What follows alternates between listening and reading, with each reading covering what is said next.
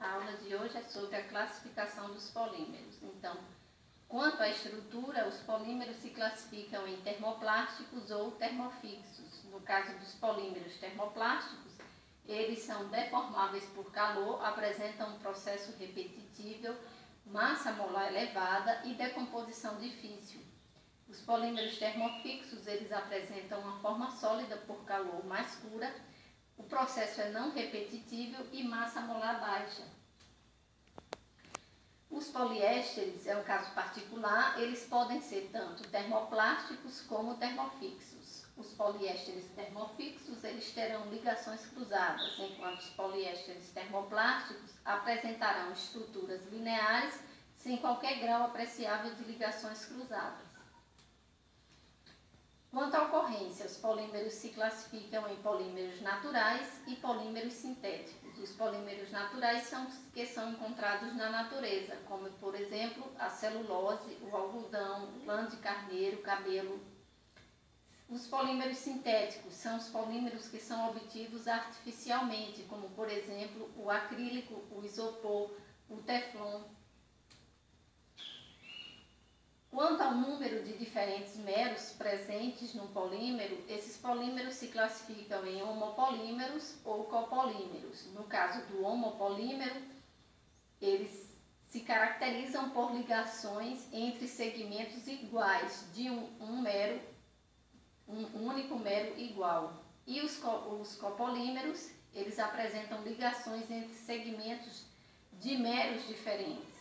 No caso dos copolímeros, eles, por apresentarem meros diferentes, eles se classificam em copolímero aleatório, onde a cadeia principal deste polímero ele é composto por meros, adições de meros diferentes de forma aleatória em toda a cadeia polimérica. No caso do copolímero alternado, ele apresenta em toda a sua cadeia principal a adição de meros alternadamente em toda a sua cadeia. O copolímero em bloco ele é caracterizado por apresentar a adição de meros que se ligam em bloco na cadeia principal desse polímero, e o copolímero grafitizado ele é caracterizado por possuir uma cadeia polimérica principal e ao longo dessa cadeia existem ramificações de meros diferentes. No caso desses polímeros, eles se classificam também quanto à sua estrutura em polímeros lineares, que são os polímeros que possuem os polímeros lineares, que são os polímeros que possuem a sua cadeia principal, ela é caracterizada linearmente. Por exemplo, o polietileno, o PVC, que é o poliestireno e o PMMA. Os polímeros ramificados, que possuem uma cadeia principal e ramificações ao longo de suas cadeias. Os polímeros com ligações cruzadas, onde apresentam a cadeia principal e ramificações ao longo dessas cadeias, como por exemplo as borrachas vulcanizadas.